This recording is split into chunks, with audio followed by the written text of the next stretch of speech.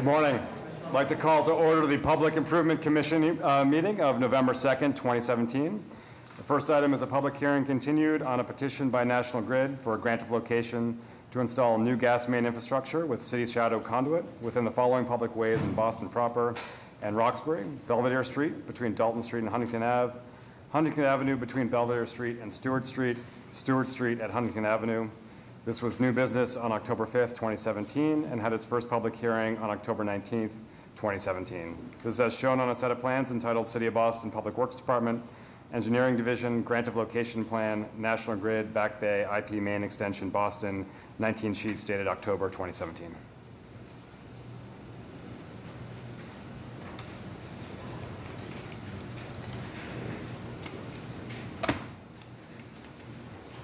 Good morning, Mr. Chair. Joe Carroll, National Grid.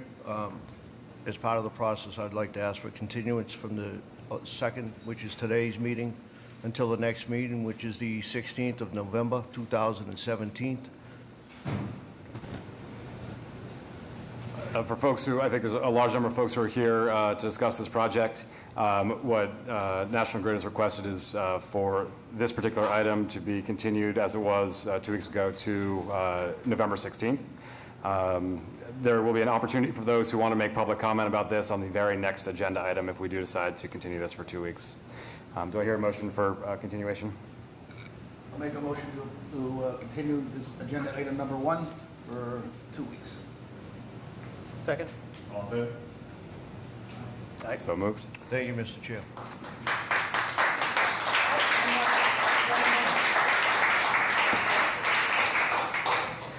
The next item is also on a petition by National Grid for a grant of location to install new gas main infrastructure with city shadow conduit within the following public ways in Boston proper: Stewart Street, generally between Huntington Avenue and Clarendon Street, Clarendon Street between Stewart Street and Stanhope Street, Stanhope Street between Clarendon Street and Berkeley Street, Berkeley Street, generally between Stanhope Street and Cortez Street. This was new business on October 19th, 2017. This is as shown on a set of plans entitled City of Boston Public Works Department, Engineering Division, Grant of Location Plan, National Grid, Back Bay, IP Main Extension, Boston, 15 sheets dated October 2017. So this means I get a second round of applause. Joe Carroll, National Grid. As part of the process, I respectfully ask that we continue the second agenda item from the 2nd, and ask that we continue it to the 16th of November, 2017.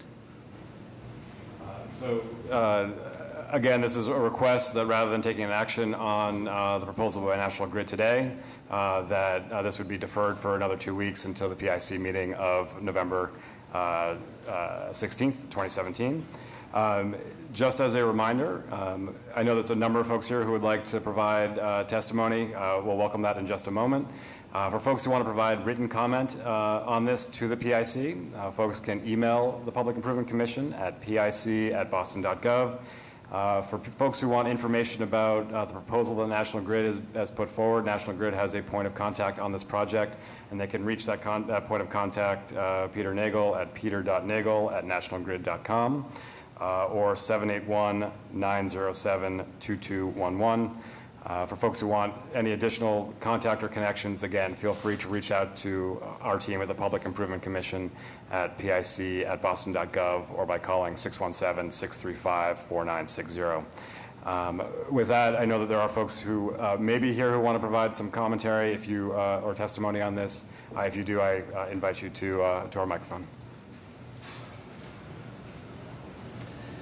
Hi, my name is Ania Camargo, and I am with Mothers Out Front and the Boston Clean Energy Coalition. I have 2 teenage daughters, and that's what brings me here today. And I just really want to thank the commissioners, the mayor's office, and National Grid for allowing this to have a democratic process, and for all of us to be able to have a public meeting where we discuss this issue before it comes to the commission. So I just want to thank you, all of the people who postpone this hearing for another couple weeks. Thanks.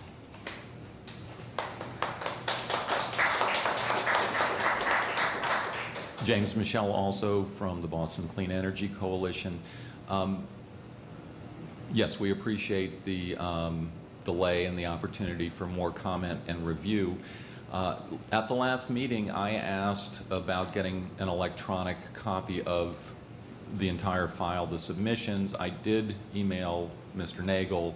I have not gotten a response. We did, through Councilor Zacum's office, the author of the City Council resolution, get a 6-page, basically marketing PowerPoint about why this would be such a great project. Can you support me in getting an electronic copy? We will provide you. Yes. We is The public PIC? PAC Okay. at boston.gov. Send us an email. I sent one to Mr. Liming, who said, talk to Mr. Nagel. Yep, if you haven't gotten a response, we will get it. Okay, I will email Mr. Liming. Should I direct it to him? That'd be perfect. Okay, thank you.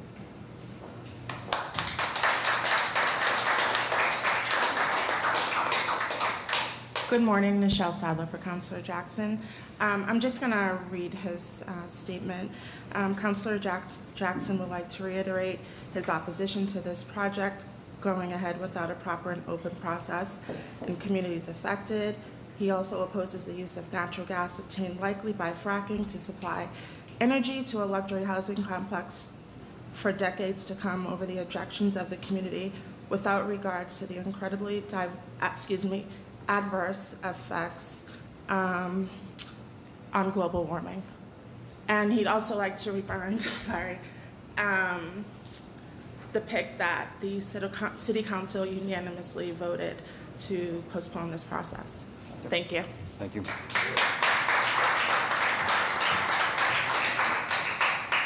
Good morning, Commission. My name is Susan Racine. I'm a primary care physician practicing in Boston, and I'm a member of Mass Health Professionals for Clean Energy.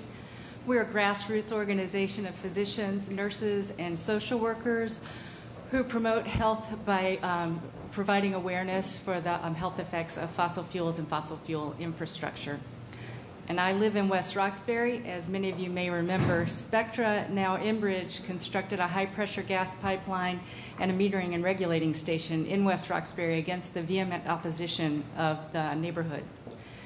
And in losing the fight to keep a high-pressure gas pipeline right across the street from an actively blasting quarry in a densely populated neighborhood, my neighborhood, I learned that the federal government does not uphold the health and safety of people over pipelines, and I'm hoping Boston will be different. As a primary care physician, my focus is on prevention. If the Public Improvement Commission acts wisely today, we can help prevent significant harm to human health locally and throughout the world in the future. In my professional capacity and as a mother of a college student, I am gravely concerned about the acceleration of climate change if we do not stop promoting the use of natural gas by building more infrastructure and more pipelines. The massive destruction and loss of life of all the superstorms we witnessed, starting with Katrina, should be enough for us to take action and change our way of operating. Being homeless is hazardous to health. My friend at church lost her home, her business, and nearly her life in New Orleans during Katrina. She and her daughters arrived in Boston with nothing. The emotional trauma and physical trauma from this has been slow to heal. My brother's sister-in-law is a widow because of Sandy. Her husband, a loving father of 3, lost his life when he was hit by a tree during the storm trying to help a neighbor. I have patients who can't sleep at night because of worry about their loved ones in Puerto Rico right now. Building new gas pipelines just increases the chance of more of these tragedies. Let's not forget, Back Bay has its name for a reason. Boston is surrounded by water. Our turn is coming. We are all complicit in the damage that is being done to our health and the health of future generations if we don't act now. We are depending on you, our local leaders, to take Boston into a healthier future that is characterized by clean energy. Thank you.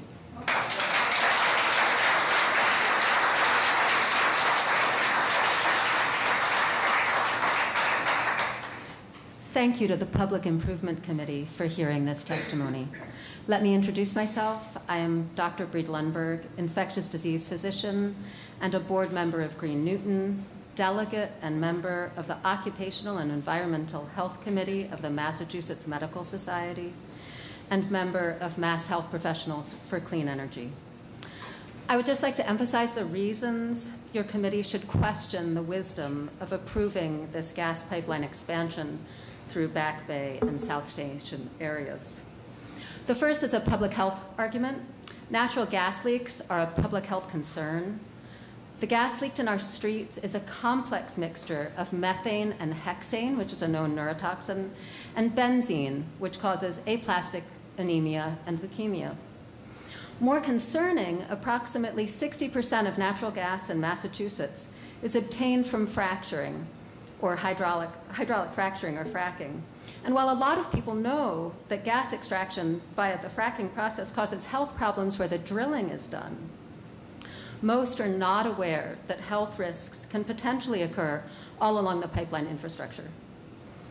The vast expansion of pipeline infrastructure in our state brings these same health hazards close to home, because you don't have to live near a compressor station to be exposed to gas extracted with these techniques. In Massachusetts, there are an estimated 16,000 gas leaks at a prodigious cost. In Boston alone, at a annual cost of $90 million. And that's only the direct economic cost, because there's also a health cost. The health effects of these substances are concerning. Benzene and formaldehyde are known to cause cancer, as does radon. Particulate matter causes lung diseases, heart attack. Mercury, because natural gas, according to company reports, quote, often contains high concentrations of mercury, which can be damaging to the metal components of natural gas infrastructure, thus accounting for some of those leaks. But I can say that it's also damaging to human health because mercury causes miscarriage, premature birth, and neurologic disorders. The leaking of these compounds into the air is also associated with the production of ground-level ozone, a pollutant that can reduce lung function and worsen bronchitis, emphysema, and asthma. Because of these health concerns, the American Medical Association and the Massachusetts Medical Society have passed resolutions calling on our state legislature to require comprehensive health impact assessments prior to the construction of natural gas infrastructure. And last April, the Massachusetts Medical Society further demanded that these health impacts be also carried out on existing natural gas infrastructure, because they were specifically interested in the health effects of gas leaks. In addition to the health effects of natural gas leaks, methane is also a potent heat-trapping gas and makes a significant contribution to climate change. Climate change may damage human health and well-being in many documented ways, through extreme weather events, food and water insecurity, the spread of waterborne and infectious disease-borne diseases. The elderly, the sick, and the disadvantaged are at higher risk of the effects of climate change, but as we all know from the recent events in Florida and Texas and Puerto Rico, we are all at risk. The greenhouse gas impact of natural gas has been estimated to be comparable, if not worse, than that of coal, when all of the gas leaks and intentional releases of gas along the entire process chain are added up. And my final point is just about the health benefit of cutting those greenhouse gas emissions. Because when greenhouse gas emissions from any source, gas leaks, power plants, motor vehicles, are reduced or avoided, we experience immediate health benefits right here in Massachusetts because of lower levels of particles in the air that originate from fossil fuel combustion. In studies of generally healthy adult participants in the Framingham Heart Study that many of you have heard of, we have shown that when particulate matter levels are higher, even within the current daily standard, adult lung function is worse. And while I'm concerned about how air pollution affects adults, especially those who are more susceptible, I'm even more concerned about how air pollution affects children, whose lungs are still developing until they're teenagers. A staggering 20% of Boston kids will develop asthma. And specifically, kids who are more exposed to pollution have lower lung function. So in conclusion, the expansion of this natural gas infrastructure undermines efforts and funding in our state to address public health issues such as asthma and heart disease, priorities set forth by State Health Commissioner Monica Burrell. We at the Mass Health Professionals for Clean Energy consider advocating for cleaner air and a response to climate change to be part of our professional responsibility as healthcare providers. To reiterate, peer-reviewed medical studies demonstrate that there are serious health concerns around natural gas production, infrastructure, and leaks, including the elaboration of known carcinogens such as benzene, lead, and particulate matter, pollution of drinking water, and the release of methane with its associated impact on climate change. We trust the committee will bear these public health concerns and costs and climate change arguments in mind as they consider the human health consequences of this pipeline expansion. Thank you so much.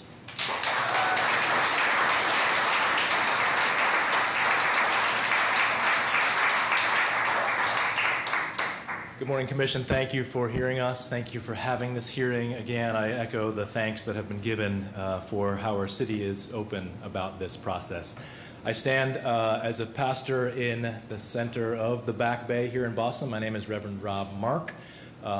Church of the Covenant is the community that I serve, and we also are together with the Women's Lunch Place, a wonderful organization here in the heart of Boston, which serves over 200 women every day, lunch and breakfast, and a lot of services. So I stand with their voice behind me, not on their behalf, but in solidarity with them, saying that climate change affects the poorest in our city as much as it does the poorest in our world. And as a pastor of the Christian gospel, called to speak on behalf of the least of these, I also stand to say that climate change is the number one moral issue of our time. So I think a lot of us hear that. We are saying that from health to opportunity to clean energy, and we want that. We want renewables and not pipelines. I also stand here on the anniversary of a time that I stood out in North Dakota at Standing Rock a year ago today. 500 clergy around the country, interfaith clergy, were asked to gather there. I had the honor of being there, and I just want to name that movement that spoke so beautifully to the world of a nonviolent resistance where there was no hatred, there were no sides, but we all together said we can do a different, we can go a different way, using our beautiful energy companies to become energy companies and not companies that speak to fossil fuel and to climate change. So I commend the committee for having this, and I would love for this not to happen in Boston's Back Bay, and I appreciate the chance to speak against this pipeline.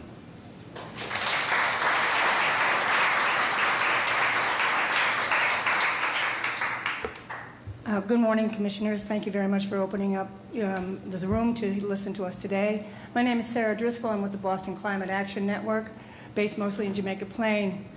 We've been active recently in a campaign for community choice energy, which was just passed unanimously by the City Council of Boston.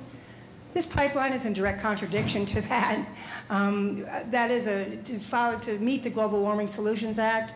We have wisely in the City of Boston passed the community choice energy decision to buy more clean energy for the City of Boston, and to allow all residents of the city to participate in a clean energy future. So we're asking you as the commissioners to take a look at what's happening here. It's a complete contradiction to put in a new gas pipeline when we are trying to move away from fossil fuels. And we're really hoping that you'll understand this dichotomous mess that could happen here if we put this pipeline in. Thank goodness for the members of the health profession opening our eyes over and over again to the dangers of fossil fuel use, especially the frack gases. So thank you so much. We hope that you'll really take a look at this and understand that putting in a new pipeline is not where we need to be going in the City of Boston when we're trying to cut back on our fossil fuel use. Natural gas is not clean energy. It is not a wave of the future. It is not a good bridge fuel. We can stop using it. We can use more clean energy. Thank you so very much.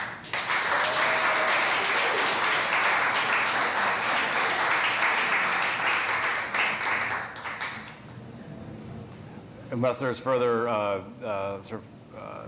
oral testimony, I encourage folks who want to be able to share anything that is written, again, to email the Public Improvement Commission at pic@boston.gov, or for any information about the proposal, feel free to reach out to the Public Improvement Commission either over email or by calling 617-635-4960.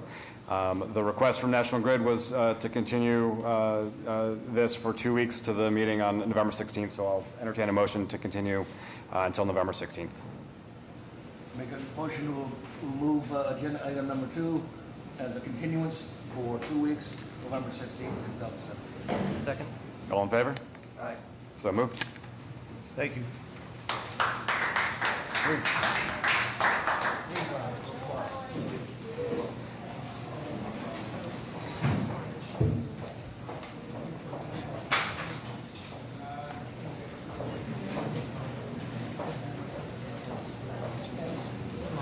The next item is on a petition by JP Property 1 LLC for the acceptance of pedestrian easements adjacent to the following public ways in West Roxbury.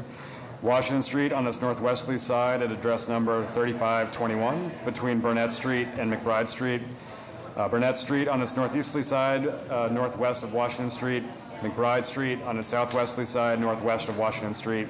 This was new business on October 19th, 2017, and this is as shown on a set of plans entitled City of Boston Public Works Department, Engineering Division, Pedestrian Easement, 3521 Washington Street, Jamaica Plain, 2 sheets dated October 2017. Good morning. Good morning. Hello. Good morning. Thank you for having us again. Mike Duran from JP Lot 1, Brian Judge, Wilson Stores, John Smith from Niche Engineering. So I guess I'll just have John jump right into it and review the program. Good morning, Commissioners. This petition for pedestrian easement is part of a new residential building, mixed-use building, 5-story building, first floor retail, 25,000 square feet.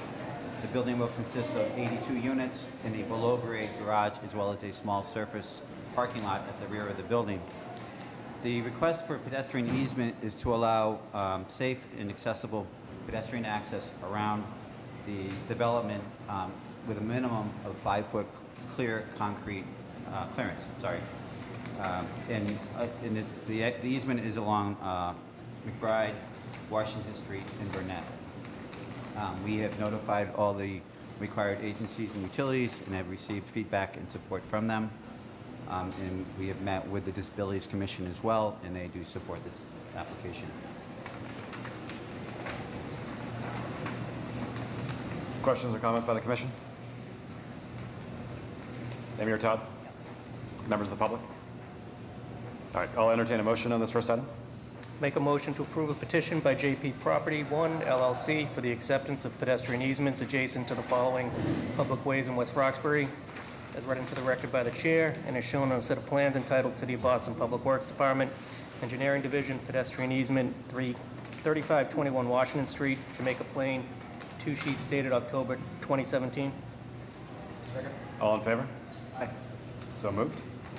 The next item is on a petition by JP Property 1 LLC for the making of specific repairs within the following public ways in West Roxbury, consisting of curb realignment, sidewalk and pedestrian ramp reconstruction, as well as new and relocated specialty pavement, street lights, street trees, bicycle racks, storm drain infrastructure, and driveway curb cuts. Washington Street on its northwesterly side at address number 3521 between Burnett Street and McBride Street.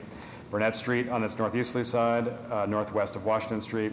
McBride Street on its southwesterly side, northwest of Washington Street. This is as shown on a set of plans entitled City of Boston Public Works Department, Engineering Division, Specific Repairs Plan, Burnett Street, Washington Street, McBride Street, 3521 Washington Street, Jamaica Plain, 5 sheets dated October 2017. Go, John. Good morning, Commissioners. In regards to these specific repairs, the project is located as described by you across the street from the English High School on Washington Street and Burnett Street. On Burnett Street, we're proposing the 8-foot wide concrete sidewalk that meets accessible access. And the reason why we had that extra width is because they're above grade utility poles. We want to ensure that there's clearances for safe travel.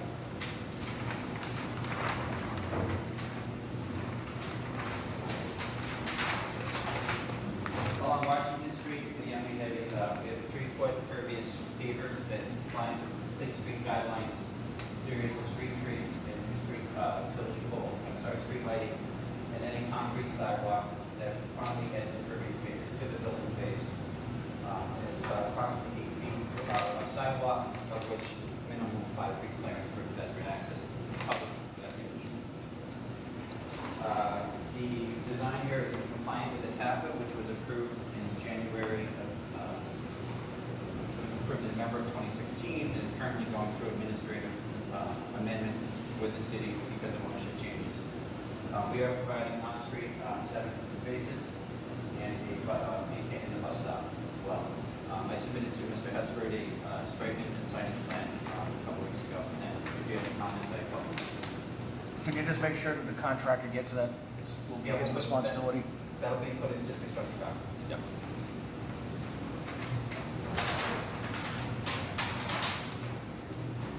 And then on McBride, we have a change in the curb alignment to allow 4 parking spaces here while maintaining the street, maintaining the travel way within McBride. I understand that is the street for buses and other uses. Yep. Again, we have 30 inches, 36 inches of pervious pavers, concrete sidewalk, and the pedestrian easement to ensure that there is accessible paths of travel. John? The PAHAU is compensated by the pedestrian easement that you gave us. Correct. A while Yes, ago. the street line here, we'll just cut out the street line comes to the back curb, and then we provide an easement wide enough to allow the pervious pavers and use of the path. Did that easement pass as a temp or a permanent easement? The pedestrian easement, it is coming as a permanent recorded easement from. Yep. So the street lights, where are the street lights going to be? The street lights are within the current easement. The permanent easement. So is that a subsurface? Is it just a surface easement? So make sure that there is adequate rights for the city to install its infrastructure. Absolutely. Okay. I know we discussed this last time, but the regulation that we're putting in place for the cutout on McBride, what's the plan for that? Those 4 spaces? We're providing 4 spaces for the town. Got it. And it's meter parking or resident parking or loading or? I don't think it's meter parking. Okay. Got it. But it is regulated by the city, obviously. Got it. We will be our It's open above the express policy. terrific. Okay. Just one bit of housekeeping on the project. Numerous complaints about the yellow crash barrels on either end of the work zone on Washington Street. Could have the contractor remove those. It's kind of a nuisance for the neighbors. That would be appreciated. Since this is the public hearing, the status of the maintenance agreement?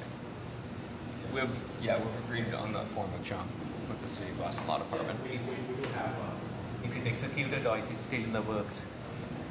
Is it executed or is it still being? It's finalizing, it's in the process of being executed. And we'll add whatever we need for the streetlights to that. Great. And just one correction for the record, I noticed it says Public Ways in West Roxbury, but it's yes, Jamaica Plain. Yep. A vestige, I assume, of what at one point was. Not a neighborhood. Yes, at one point. A lot of people from JP don't want to hear that, but. I understand that, but it doesn't make them non-residents of Roxbury. Other questions or comments by the commission? Amy or Todd? Members of the public? All right, I'll entertain a motion on this item. I'll make a motion on a petition by JP Property 1 LLC for the making of specific repairs, as read into the record by the chair, and is shown in a set of plans entitled City of Boston Public Works Department Engineering Division, Specific Repairs Plan, Burnett Street, Washington Street, McBride Street, 3521 Washington Street, Jamaica Plain, 5 sheets dated October 2017. Second. All in favor? Aye. So moved. Thank you. Thank you. The next item is on a petition by TC Systems, Inc. for a grant of location with lead company status and no participants to install new telecommunication conduit with city shadow within Berkeley Street, Boston proper, located generally between Cortez Street and Chandler Street. This was new business on October 19th, 2017.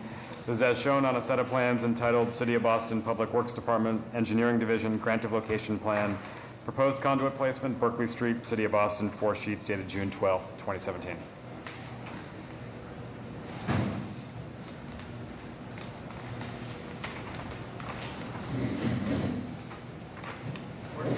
Thanks for having us again. My name's Adam Heller. This is Adam Ward from Sienna Engineering Group. We represent TC Systems, which is an affiliate of AT&T. TC Systems is petitioning for lead company status on the installation of approximately 85 feet of FRE conduit and one 4x4 manhole on the south side of the Berkeley Street Bridge over I-90, and approximately 125 feet of FRE conduit and another 4x4 manhole on the north side of the bridge. This project will have no participants and was entered in COBUX in January 2017. The installation is meant to create a diverse fiber optic backbone loop to improve the network's distribution flexibility in the surrounding area and service customers in the south end. Leading up to Chandler Street towards the south side of the bridge, we're leasing duct from Verizon to utilize existing conduit and avoid unnecessary trenching. And past the bridge will be an existing AT&T conduit as well.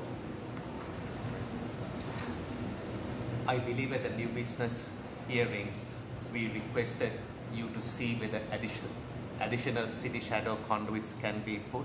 Yeah. Do the plans that are being submitted to the commission, do they reflect the additional conduits? Yes, so I've got a new set of plans here and I've attached it to the They'll be on set my of lawn. plans. How many, Amy? We will have 2 4-inch quad ducts, so 8. Okay, so the plans which we are looking at may not have Right, that. you're looking at the old ones. The old ones. What he's got and what we will have on Mylar will reflect the additional There'll content. be 4 ducts, 4 conduits, and 2 of them will be city There will be conduit. 4 conduits for our use, and Yep. then Two. in addition to that, 2. So you can see in this updated plan that the cross section of the bridge that shows that there will be 6 attachments. Got it. So you know we did receive our permit from MBTA, and DOT is still in the works. They have the original plans, so we will have to run by them these 2 additional conduits. It's their jurisdiction, so it may be their final call, as far as I understand. But we're going to present to them these new plans to try to get the permit up. Yeah, okay, just only one of them is additional. The original city shadow was a requirement of the submission to go across the bridge. So we're To go just across the asking. bridge. Okay. And do let us know for whatever the reason if they should not agree for the second additional conduit. Okay? Other questions or comments? And there's no participants in this? That's right. We have documentation of that? Sure do.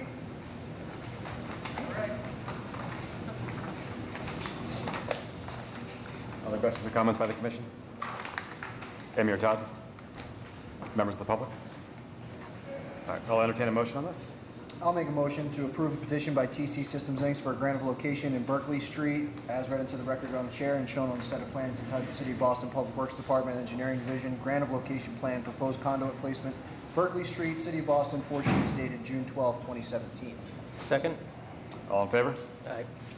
So moved. Thank you. Thank you. Moving on to the new business portion of the PIC meeting. The first item is 370-380 Harrison Avenue, East Berkeley Street, Traveler Street, Boston proper, pedestrian easements, specific repairs on a set of petitions by South End 10 LLC. Todd, he's outside. I can see him.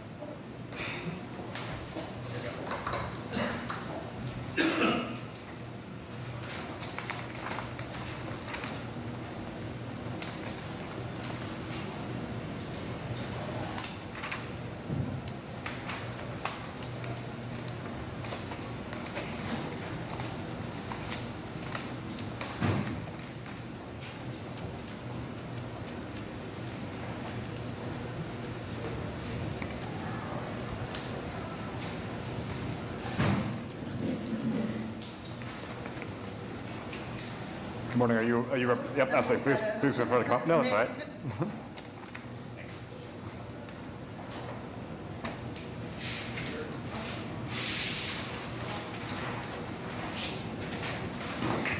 Good morning. If you'd like to introduce yourselves and give us some context in both the plan and the specific proposal. Great. Thank you for the opportunity to present this morning. My name is Andrew Hayes with Related Beal, representing the developer and owner. With me today, I have Mary Marshall from Nutter, McClellan and Fish, who's our permitting attorney, Brett Benson from UTIL, who's the project architect, and John Cusack from Bryant and Associates, who's our civil engineer. This is actually our second time in front of the commission for this project. The first was earlier this year with our supportive excavation plan, which was approved. Today, we're before you to present our specific improvement plans. Just for context on the project, it's a 360,000 square foot project, mixed-use residential development, 101 homeownership condominiums, 172 rentals. What's unique to the project is we have 30% of the rental units are actually affordable units.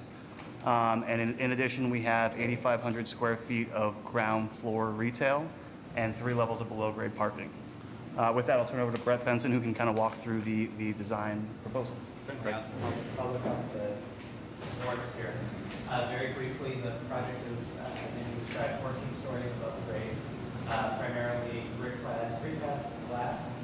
It's 150 feet tall, but the height is really concentrated at the center of the site. The building steps down to meet its neighbors along Traveler Street to line up with the East Block, and along East Berkeley Street to line up with the Eagle Dam.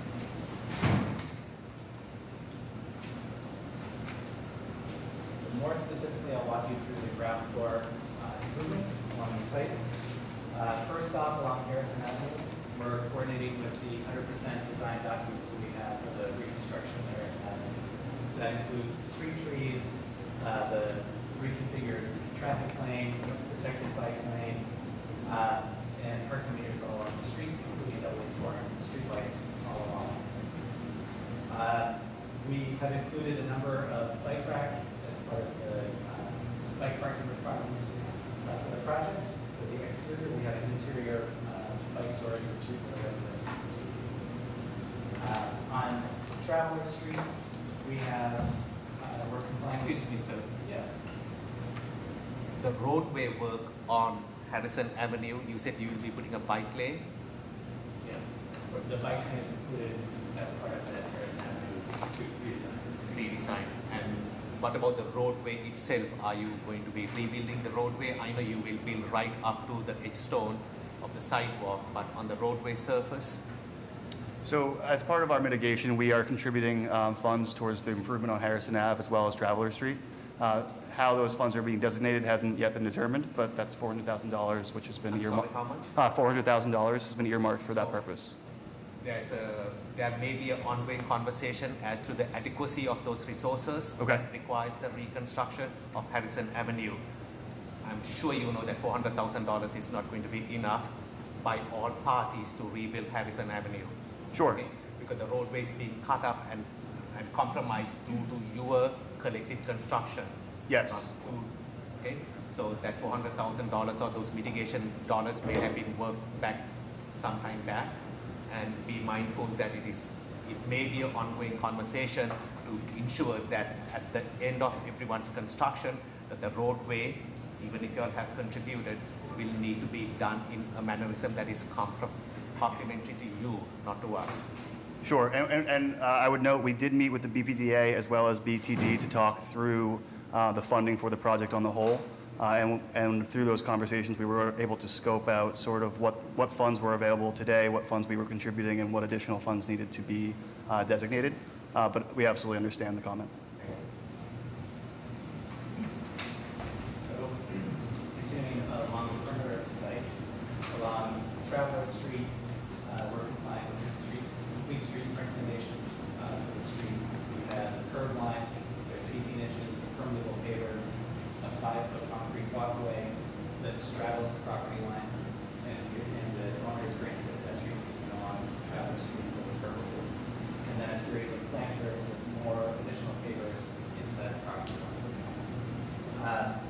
On East Berkeley Street, it's a similar kind of condition, 18 inches of permeable pavers, a 5-foot concrete walkway. I don't think it's shown up very well on this map, but inside the property line, it's additional pavers, unit pavers. Within the city space, city sidewalk, I'm sorry, did you say that you are putting pavers within the cities?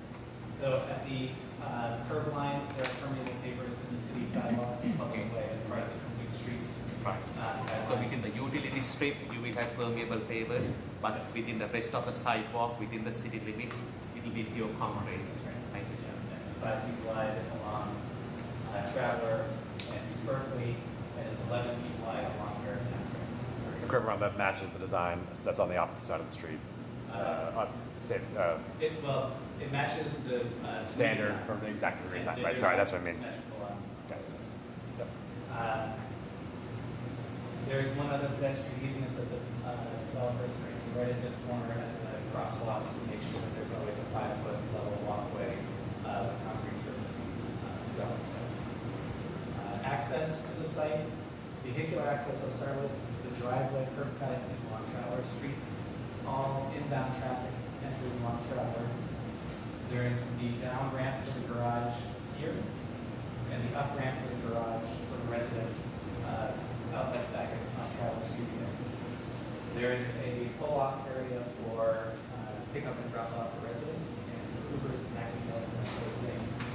And then further along, there is a loading area for trucks, UPS, that sort of thing. It has a back of house access direct to the service elevator for moving to the route, as well as for the package rooms for the rental and lobbies. The only traffic that will be exiting on East Berkeley would be that periodic move-in, move-out traffic and UPS and that sort of thing. All the residents will be moving and exiting on Travelers Street. So the Traveler Street is that kind of a loop, and then the rest of it is like a one-way service alley to East Berkeley. Is that accurate? It's not really conceived as a loop. We don't anticipate people doing a U-turn, but the configuration of the ramp, the residents will drive in, go down this ramp, and then in the garage, they'll circulate around and come back up, heading out northbound, heading towards Travelers Street. If it was an Uber or a taxi, is it contemplated that it'll act almost like a one-way road? They'll come in from Traveler and out onto East Berkeley. Very good. And all pickup and drop off will happen internal to the site, not on Harrison Avenue or Travelers.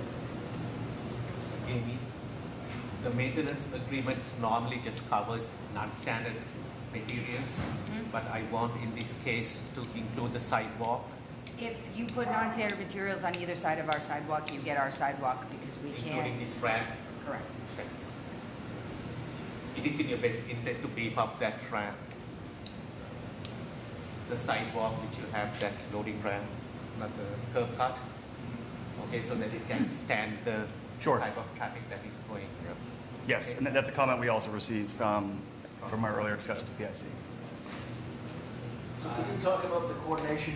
One of the concerns I have is looking at some of the traffic signal post locations being located inside the ramp area and basically indicated by others, and how that's going to work. You don't want to do your sidewalk and then they come and rip it up. So how's that being coordinated? So I think John can share a little bit about that.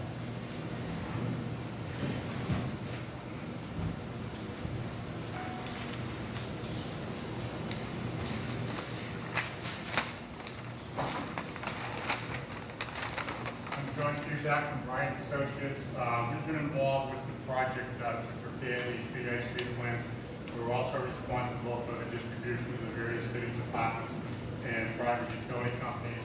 We've been trading information throughout with the Public Works Department Street Construction Group and sharing their information on the reconstruction of Harrison Ave design package prepared by VHB. So I think at some point in time, there has to be like a final sit down to determine who's doing what particular element of work right at the curb line, because a lot of that's going to be determined by who gets there first. And in regard to Mr. Hesper's comment, there's a couple of traffic signal mast downs going in on the two corners, and there's a couple of pedestrian push button poles going in on the two corners. So space at the corners is at a premium, and I think we're going to have to probably do some serious measuring and coordination with getting everything in at the corners, because in addition to the poles, we have to make the handicap accessible ramps conform with the proper John, dimensions. sorry to interrupt, but let me be very specific with this question. So per your plans that shows traffic signal to be done by others, is it implied by you that the others is the city or yes, not? It is. So one more time, your $400,000 is not going to be enough to do the work. Okay, so that mitigation may have been, let me pick the words carefully, have been pulled together by staff from BBDA who may not be fully cognizant about the cost of doing business. Sure. Okay, so I am also aware that there's a set of plans that are being circulated implying that the city is going to build Harrison Avenue, which is to be tested. So just be mindful that there may be a need for resources for the city to rebuild this street, if the city is going to rebuild this street on your behalf after you all have taken that street and made it to a sort of a challenging situation. Absolutely, and I think as John alluded to, I think we anticipate we'll have those conversations with the city and with BTD about coordination on those efforts. Just a little bit of concern about the left hand not knowing what the right hand is doing. Public Works is the business of building streets, and it doesn't come through my office as to the review of these plans or even approval of these plans to be put to construction. Understood. Okay? We have been trading information with Public Works and with VHP, so we're up to speed on the latest submittals. Just for the benefit of everybody, the existing granite curbing in Harrison Ave now is going to move up further into the street, so it's going to be a much wider sidewalk. The question still valid is a space issue at the corner, just because of the amount of hardwood going in there and the ramp situation on the crosswalk. But obviously, the specific concern is you can't basically put a pole that basically is in the threshold of the ramp. And that's what's being shown on some of the plans here. So, like those plans, John, what is being presented, to echo Mr. Expert's concern, you are asking us, so the black circle that says it is to be done by others defies common sense. I think what we have to do is to create some enlargement plans for the actual corners and make sure everything is dimensionally correct. And I mean, this plan isn't really sufficient in, its accuracy to reflect that properly. This is going to become a tape measure job in the field. this is new business. I will ask you and your consultants to resolve this issue as to who does what. Okay. We can do that. And just to continue, we prepared these plans and went through the normal distribution to the agencies and the utility companies. We had several meetings with some of the city departments and did receive comments back from some of the private utility companies, and we had follow-up meetings with, I think, Water and Sewer Commission for Persons with Disabilities, Planning and Development Authority, and we sent additional information on landscaping materials to the Parks and Recreation Department. One of the review comments we got from the MBTA was to determine the status of the bus stop at the corner of East Berkeley Street and Harrison Avenue. And the current agreement is that the city is willing to relocate or discontinue that bus stop during the construction of this building, possibly across Harrison Ave to the other side, or possibly eliminate it altogether and move it permanently to East Berkeley Street and Washington Street. It's kind of the same situation with what's going on in the pond. There's too much activity there.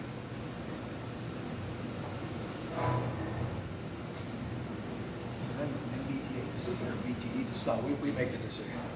And that all relates to the construction manner plan that we discussed and will further that discussion. Yeah, I think there's a general agreement with everybody right now. Right. The design element mid-block on Harrison Avenue, it looks as your entranceway. What is that? Is it a tree pit? This element here? No, down. Breaking the hatching at the Oh, curb line. we use the, Further south at the curb line. Right here. Yep. Hey. This is a planter. There will be trees, honey locust trees planted all along here. And that's an element that helps define this courtyard space. So as part of the discussion with the EPA and complying with the Harrison Albany corridor study that was completed a couple years ago. So is there parking adjacent to that? I think it actually showed maybe a little bit better on the plan underneath. There's this protected bike lane, and then striping around the parking and parking immediately in front. There's a hydrant here, so the parking plan showed a striped out space for the parking. Okay. We also had a number of bike racks along here to prevent people from wanting to cross the street outside of the crosswalk. It's the precedent you've set for directional planters to prevent mid-block crossings. It's your own design standard. It's your own design standard. And it doesn't appear that any of those trees are on top of the sewer, the drain lines in that area, right? No, we kind of pushed them sideways so you guys can drive your trucks in. Excellent.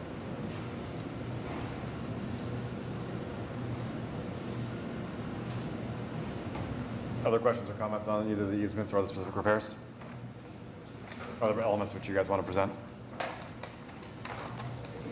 No. Comments, Amy or Todd? Okay. Members of the public? All right. 2 weeks enough time to come back and resolve some of the Harrison Ave? Yes, thank you. All right, we'll see you on the 16th. Fantastic, thank you. Thank you. Our next item is 100 Western Ave, Brighton, an amended grant of location on a joint petition by the President and Fellows of Harvard College and CSX Transportation.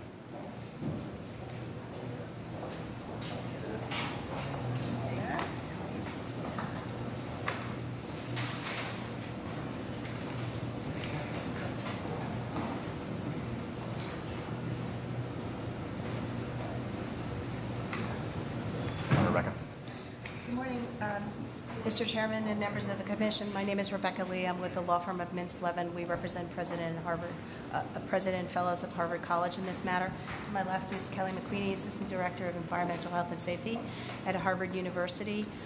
This matter relates to a conduit that has already been installed in Western Avenue in Alston in connection with ongoing remediation work over land owned by Harvard, over which formerly existed CSX rail yard and rail facilities, which have now been removed. This is an ongoing process being undertaken in accordance with the Massachusetts Contingency Plan, and responsibility is now being shifted from CSX to Harvard. PIC staff requested that instead of just assigning the existing license agreement that CSX has with respect to this conduit, that Harvard come before the Commission, that we terminate the CSXT license agreement, and that Harvard enter into a new one, the draft of which is being reviewed by PIC counsel, and he's already provided some comments that will accommodate.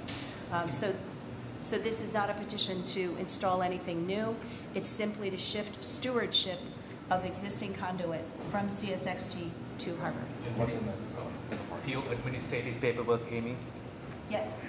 Yeah, so this is an amended grant of location, but just for like a private utility connection versus a, fiber optic. All work has been done. It's there, yep, it's just, it's going, it was owned by CSX. Yeah, exactly. What is in the conduit today, or what will be in the conduit in the future? It's remediation equipment, basically water pipes, conduit for electrical signals to operate a groundwater pump and treat system. Now that I know what, sorry. So it is going from who? So the responsibility today is with CSXT under a license agreement. Is Harvard registered as a... Yes.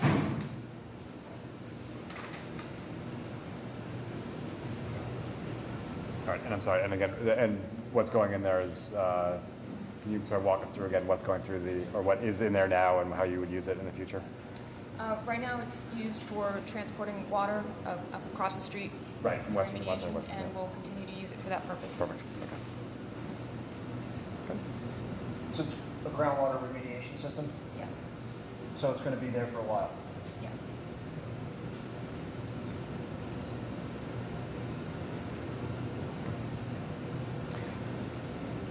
Other questions or comments by the Commission? Mayor Todd? Members of the public? All right. 2 weeks be enough time? Absolutely. All right, we'll see you on the 16th. Great, thank you very much. Thank you, guys. Do you want to come back on the 16th? Do you want to come back on the 16th? Well, Our third item is Hanover Avenue, Friend Street, Canal Street, Anthony Rip Valenti Way, Market Street, Merrimack Street, Boston proper. A grant of location on a petition by Light Tower Fiber Networks.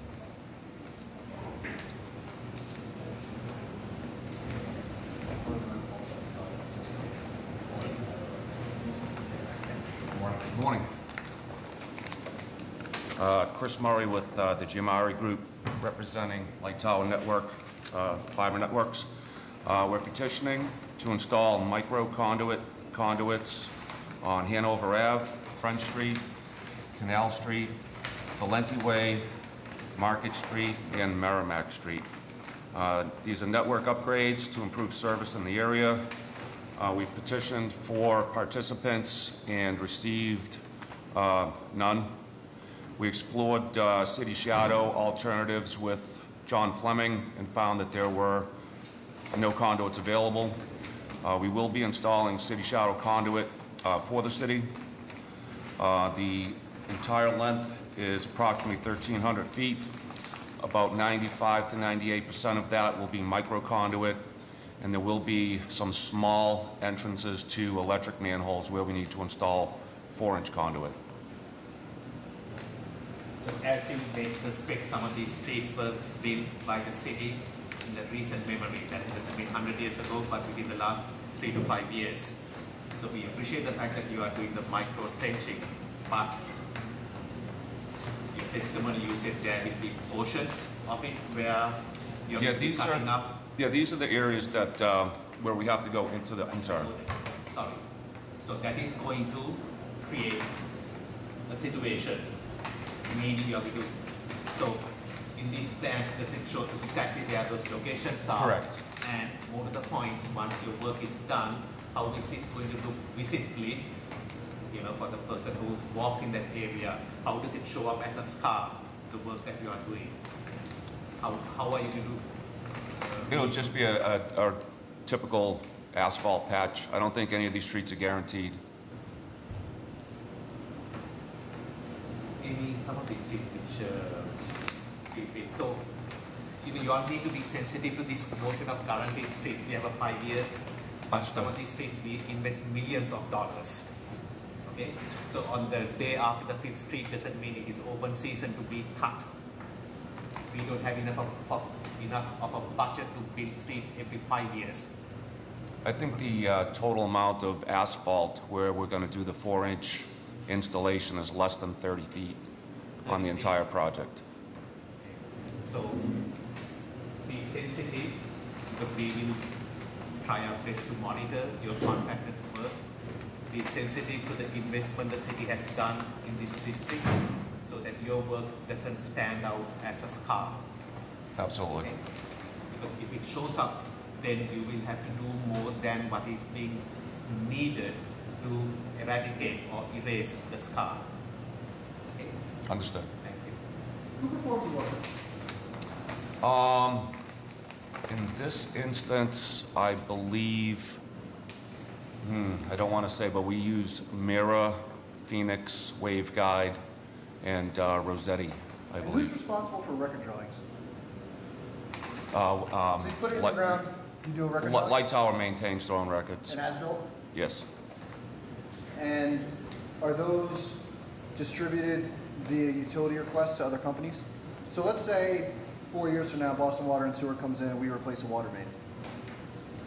Who do we contact to get the record drawings for this work? I can get you that contact information at Light Tower. That'd be great. Actually, it'd probably be best if you gave that contact information to PIC, and then they could distribute it to each city agency that performs work in the street. Because I think what we found is that when utility crests go out for as-built plans to make everyone else's plans more accurate, they're not exactly modern plans. Oh, I agree. I agree, 100%. Yeah. So if you did, it would just be good to strengthen points of contact.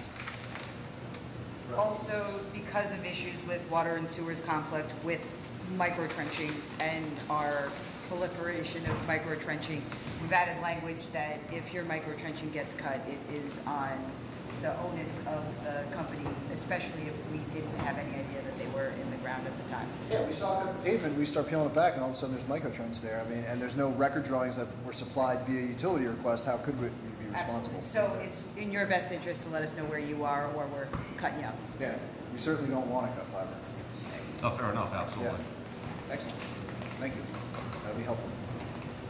So unlike a lot of your other, these are all going into Eversource? I believe so, yes. There are, I think, 3 or so Eversource manholes, and we provided the breakout letters that Eversource approved the breakouts to PIC. I thought there was a statement before that you couldn't run in their system. If I'm not mistaken. I am constantly confused by the moving target that is who can enter whose manholes for what purposes. That specifically came up on a few occasions, and I was flatly told that it was not permissible to go into their system. Right, which is why we haven't been able to use the closest adjacent manhole in the past. Right. Yes. Yeah, that was a Crown Castle comment, but now they own Light Tower, so maybe They may we'll have find out. different agreements. Crown Castle owns Light Tower? As of like today, right? I believe they were in some kind of talks to merge. Yeah, I think Crown was in the process of buying Light Tower. Yeah, the ink's drying, but So Crown Castle owns Light Tower.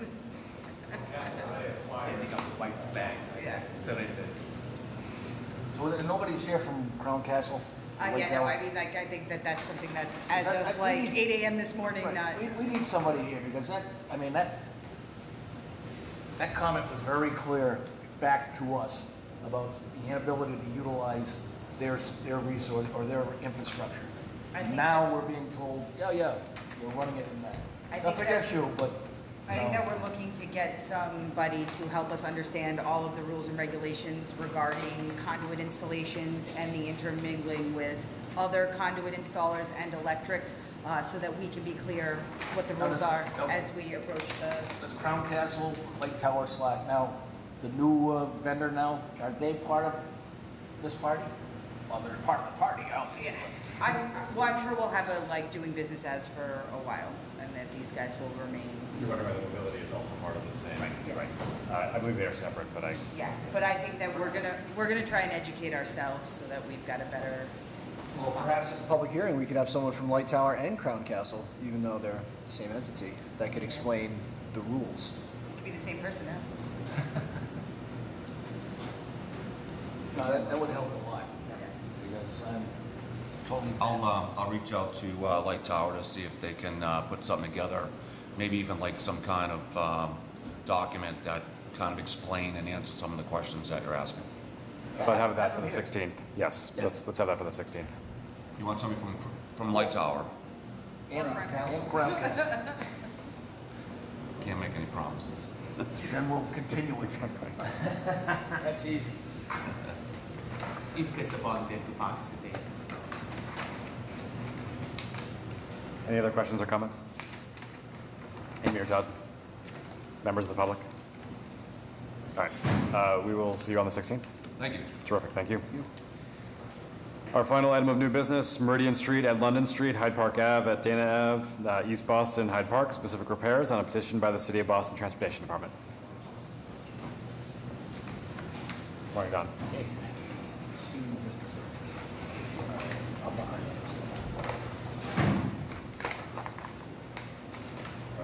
So we have a 4-intersection project to put in some new traffic signals, and also one location we're putting in a rapid flash beacon. And the two of the locations require some relatively minor curb work to help control where the vehicles are moving, and also to install ADA compliant pedestrian ramps. So it's Dana Avenue at Hyde Park Ave, where a new signal's going in, and then over in East Boston, Meridian and London, we are putting in a rapid flash beacon and changing the configuration at the corner to help pedestrians get across a little more safely there.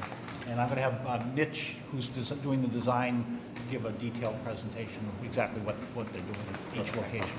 Hi, I'm Devin Chartier with Niche Engineering. The first location we have here, this is Meridian Street at London Street in East Boston. As part of the improvements, we're bumping out the corners on the east and west side to better define the intersection. We're installing the rectangular rapid flashing beacon to improve pedestrian safety, and we'll be upgrading all the pedestrian ramps as well, and associated pavement markings as well. With the improvements, we're also installing a catch basin due to the bump out creating a low point, and with coordination with Boston Water and Sewer, we're installing a dry well as part of that as well. All right, great. I was afraid that we were kind of not out in front of this project. I know you've probably been waiting to hear from me, but... Yeah, we had some all right, so coordination. it goes catch basin, dry well, then combined sewer. Yep. And it's just that one catch basin, no other alterations to the drainage system? Yep, just that. The other bump out didn't need it. We were able to make that drain around the corner. And it's not going to be a puddle? Nope. Yep. All right. Well, I appreciate Mitch getting the word around the company that that's what we're doing, is dry wells before combined sewers. Absolutely. Thank you. And they have the direction that they won't finalize the plans until they get a final blessing from Water and Sewer. So. Yeah, my apologies for lagging. Yep. The second location is Hyde Park Avenue at Dana Avenue in Hyde Park. This is currently unsignalized. It creates a dangerous... No, it's a challenging. Challenging to maneuver up from Dana Avenue, so we're installing a traffic signal. As part of this improvements, we're bumping out the east side of Hyde Park Avenue there. We will be installing a catch basin right over the existing drain line. Due to the number of utilities out here, we weren't able to get the dry well. So yeah, it's a semi-actuated traffic signal. We hook back to the traffic control center as well. Yeah, Don, will this signal and the one at Cleary Square, will they talk to each other? Absolutely, absolutely. And it is fully actuated or semi-actuated? Semi-actuated. Resting on Main Street until something The comes Main off. Street being Hyde Park and Dana with detectors. But when pedestrians, how are pedestrians going to be managed? And the reason I'm asking that, Don, is the Dana Avenue Bridge is going to get rebuilt, which is going to cause a detour of traffic within this zone. And the next question, there's lots of questions. Who is going to build this and when is it going to be built? Because all of this stuff needs to be coordinated. So let's start with this easy one. The pedestrian actuation. As far as the schedule, we're going to be working with Zach and you guys, because you're going to actually build it.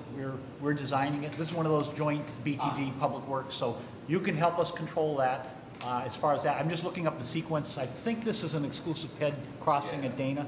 It'll be exclusive. It is exclusive. At, the crossing here on Dana Ave. My concern is because it's exclusive.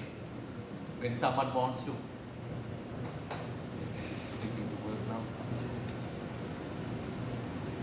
if someone who is getting off the T station here wants to cross that leg, this leg. The one-way is cut and overlap that's on during the core phase also. Because I hope the whole intersection doesn't go into a shutdown mode when that leg comes on. No, that will come up automatically with Hyde Park Avenue, and it will come on as a freebie when someone's crossing Hyde Park, but just across the side street, it will come automatically with the possibility the is main. still there that if someone who wants to go in this direction pushes the button to cross in that direction, the whole intersection shuts down. No, it'll be two separate push buttons for the location you're crossing. So if you're crossing Hyde Park Ave, no, crossing this lane. Yep. So if you push the push button for that lane, It'll just be for APS purposes. So it'll if you need the verbal message, it's going to tell you that walk light's on, but it's not to activate it. It will be coming on automatically for Hyde Park Avenue. Public Works is building it. Yes. So we can coordinate the bridge construction with this. Yes. Yeah, you guys can set the schedule. Mast arms or posts? What's the design? 2 mast arms. Is the whole system. With the proper street name signs on the mast arm and all of that stuff. We need a note on the drawing to return the Bradley head to BWSC. Sure. And then, so that proposed catch basin, that's a real sump catch basin, it's not a drop inlet, anything like that? Yeah, It's standard. Yeah, a 4-foot sump? Yep. Okay. And then on the drawing, it's represented that the drain line is actually a drain line and not a combined sewer, is that confirmed? Which means that the dry well isn't exactly as big a concern in this location, not having it. Is it a drain line, not a combined sewer? You're asking? Yes, it's separated. If it's actually a drain, then the not having a dry well there is not as big a deal. If it is in fact a combined sewer, then... I believe it's just drain, although I can confirm that. All right, I'll do the same. But yeah, we need the note that says return to BWSC to Bradley Head. Sure. Don, I'm sure you've done this very thoroughly as you always do. There's a fair amount of a right turn, and this is for the gentleman. There's a huge right turn over here in the evening. People who don't want to go through Cleary Square, you're coming from points north, down Truman Parkway, rather than going down Fairmont to Cleary Square, they come down to Dana, lie this, lie there, and go. So this little bump out, is it going to exacerbate that right turn, or is it going to make it manageable? So look at the right turn traffic volumes. Yeah. We've looked at the turning movements as well and the auto turn. It's still got even with the bump out, it's still got a decent radius. Yes, it's not going to impede the flow trying to get out of the side. It's really just the school buses and everything, garbage trucks, snow vehicles, everything. We analyzed the turns and they can all move. Thank you. Other questions or comments on this? Name your top. Members of the public? All right, 2 weeks enough time? All right, we'll see you on November 16th. So our final item for the PIC agenda, I'll entertain a motion to adjourn.